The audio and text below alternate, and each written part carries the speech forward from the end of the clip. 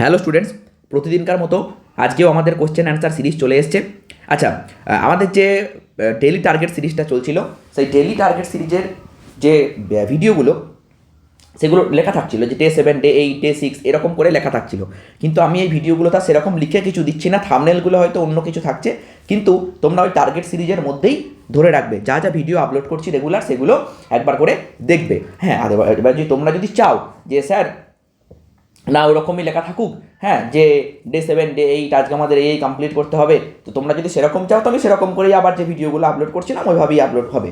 তো সেটা একবার কমেন্ট সেকশনে আমাকে জানিয়ে দিও যে কোনটা চাও, যে না নর্মালি সব ভিডিওই আসুক, না স্যার টার্গেট সিরিজের যেমন আপলোড হচ্ছিল সেরকম আসুক, যে ডে 7, ডে 8 এরকম করে আসুক। তো যেটাই চাও সেটা জানিয়ে দিও কমেন্ট বক্সে, তাহলে আবার সেরকম কন্টিনিউ হবে। ওকে, তো চলো শুরু করা যাক। প্রাকৃতিক সৌরপর্দা কাকে বলে? স্ট্র্যাটোস্ফিয়ার স্তরকে প্রাকৃতিক সৌরপর্দা বলে। এর কারণ কি? কারণ ওজোন স্তর সূর্যের ক্ষতিকারক অতিবেগুনি রশ্মি শোষণ করে পৃথিবীকে রক্ষা করে, তাই ওজোন স্তরকে প্রাকৃতিক সৌরপর্দা বলে। স্ট্র্যাটোস্ফিয়ারের ওজোন স্তরকে বলা হয় কিন্তু প্রাকৃতিক সৌরপর্দা, তাই না? ওজোন স্তরকে বলা হয় প্রাকৃতিক সৌরপর্দা। আর এটা অবস্থিত কোথায়?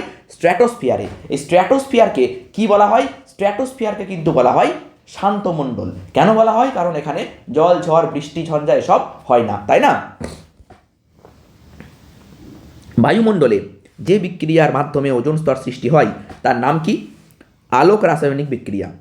এই বিক্রিয়া দুটো অবশ্যই একবার দেখে রাখবে, যে ওজোন স্তর সৃষ্টির বিক্রিয়া, ওজোন স্তর ধ্বংসের বিক্রিয়া। এটা কিন্তু পরীক্ষায় 2 মার্কসের কোশ্চেন দেয়। ভারতে বায়োডিজেল প্রস্তুত করা হয় এমন একটি উদ্ভিদের নাম লেখো। জ্যাট্রোফা গাছের বীজ থেকে বায়োডিজেল প্রস্তুত করা হয়। জ্যাট্রোফা। কোন শর্তে বাস্তব গ্যাস আদর্শ গ্যাসের মতো আচরণ করে? উচ্চ উষ্ণতা এবং নিম্ন চাপে বাস্তব গ্যাস আদর্শ গ্যাসের মতো আচরণ করে। উচ্চ উষ্ণতা এবং নিম্ন চাপে। ওকে, এসআই পদ্ধতিতে সার্বজনীন গ্যাস ধ্রুবকের মান কত?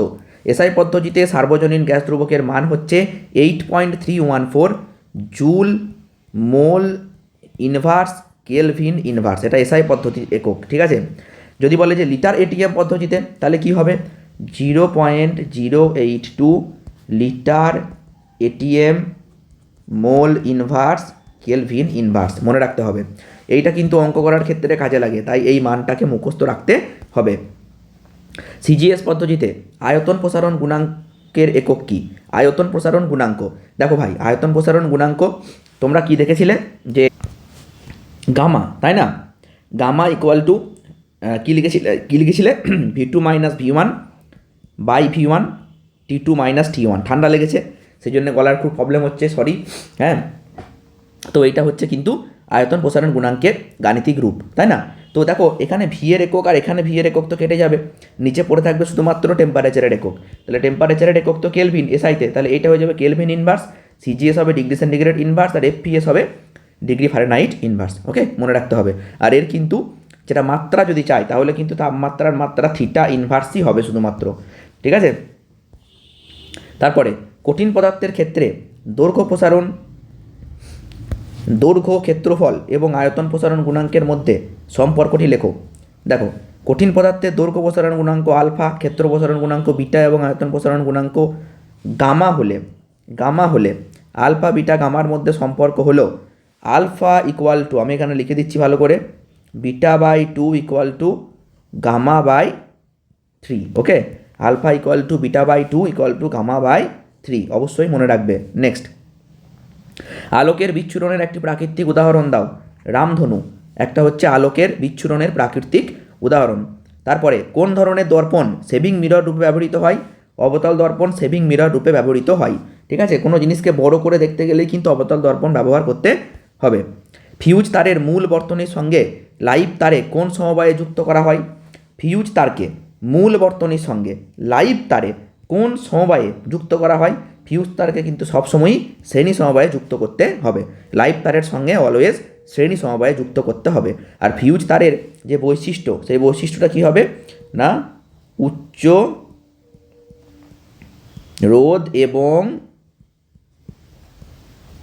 নিম্ন গলনাঙ্ক। উচ্চ রোধ এবং নিম্ন গলনাঙ্ক। ফিউজ তারের ড্যাশ বেশি, ফিউজ তারের কী বেশি হবে? রোধাঙ্ক কিন্তু বেশি ফিউজ তারের। ওকে, ফিউজ তারের রোধাঙ্ক বেশি। বিটা রশ্মি কি? বিটা রশ্মি হলো ঋণাত্মক তড়িৎগ্রস্ত হ্যাঁ, উচ্চ শক্তি সম্পন্ন ইলেকট্রন কণার স্রোত। ঠিক আছে, তাহলে বিটা কণা হলো ঋণাত্মক তড়িৎগ্রস্ত উচ্চ শক্তি সম্পন্ন ইলেকট্রন কণার স্রোত।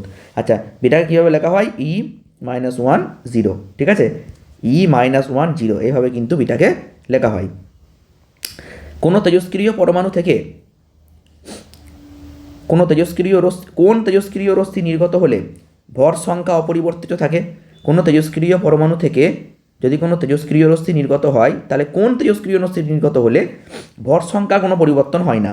তোমরা মনে রাখবে, আমি যদি XZ একটা পরমাণুকে নিই, তেজস্ক্রিয় পরমাণু, তাহলে এখান থেকে যদি একটা বিটা কণা বেরিয়ে যায়, এটা হয়তো হয়ে গেল Y, তাহলে এটা হবে কিন্তু Z+1, আর এটা কোনো চেঞ্জ হবে না। আর গামা যদি বেরিয়ে যায় তাহলেও চেঞ্জ হয় না, বিটাও হবে আবার গামাও হবে। শ্রেণী বরাবর নিচের দিকে নামলে ধাতব ধর্ম কি হয়? দেখো, তুমি যদি শ্রেণী বরাবর নিচের দিকে নামো তাহলে ধাতব ধর্ম বৃদ্ধি পাবে।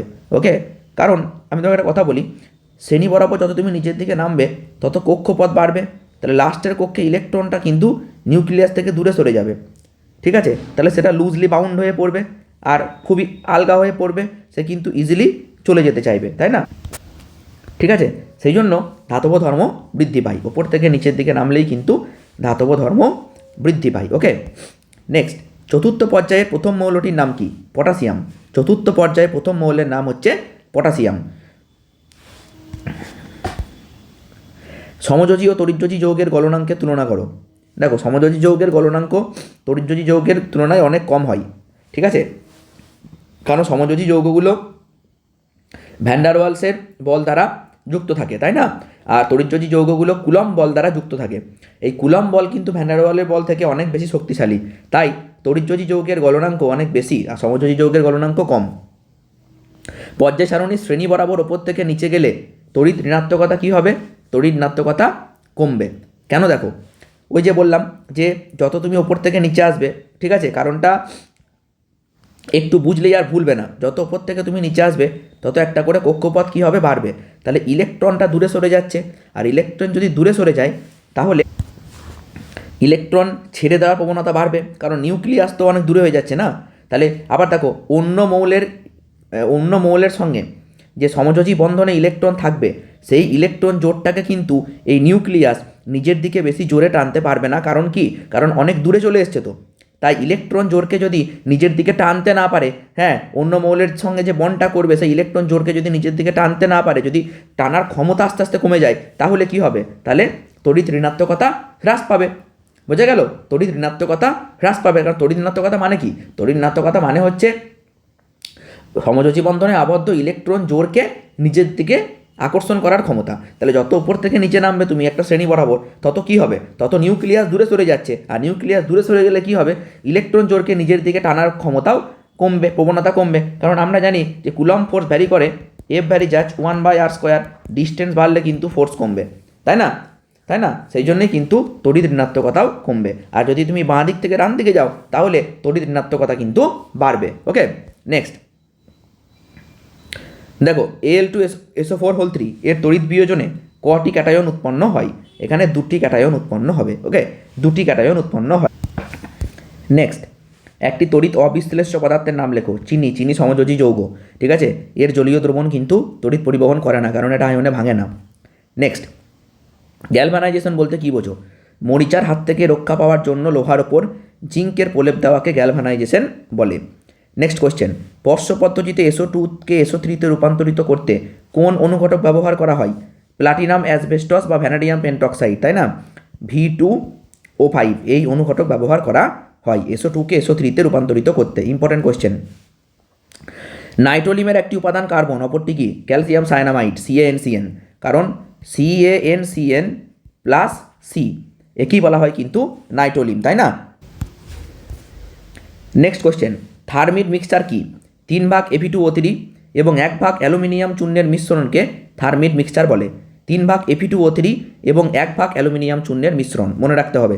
ঠিক আছে, একদম তাড়াতাড়ি কোশ্চেনগুলো সলভ করিয়ে বেরিয়ে যাচ্ছি, কারণ আমি আরও কিছু কোশ্চেন অ্যান্সার কিন্তু তোমাদের জন্য রেডি করছি। প্রত্যেক দিন এবার অনেক কোশ্চেন অ্যান্সার সলভ করাবো, যাতে তোমাদের একটা এই 10 দিন ভালো রকম প্র্যাকটিস হয়ে যায়। ওকে, নেক্সট, সক্রিয়তা সারিতে সবচেয়ে সক্রিয় ধাতুর নাম কি? তোমরা যদি সক্রিয়তা সারিটা দেখো তাহলে একদম ওপরে কিন্তু থাকে পটাশিয়াম, তাহলে সব থেকে সক্রিয় ধাতুর নাম হচ্ছে পটাশিয়াম। ওকে, আর তার নিচে কে থাকে? তার নিচে থাকে সোডিয়াম। আচ্ছা, আজকের ভিডিওটা তাহলে এতটাই ছিল। ওকে, 24টা কোশ্চেন আজকে সলভ করালাম। হ্যাঁ, তো চলো দেখা হচ্ছে নেক্সট ভিডিওতে। টাইম ওয়েস্ট করো না খুব একটা। হ্যাঁ, যতটা পারবে বেশি করে পড়াশোনা করবে এই কয়েকটা দিন একদম সব কিছু বাদ দিয়ে ভালো করে পড়াশোনা করো। ওকে।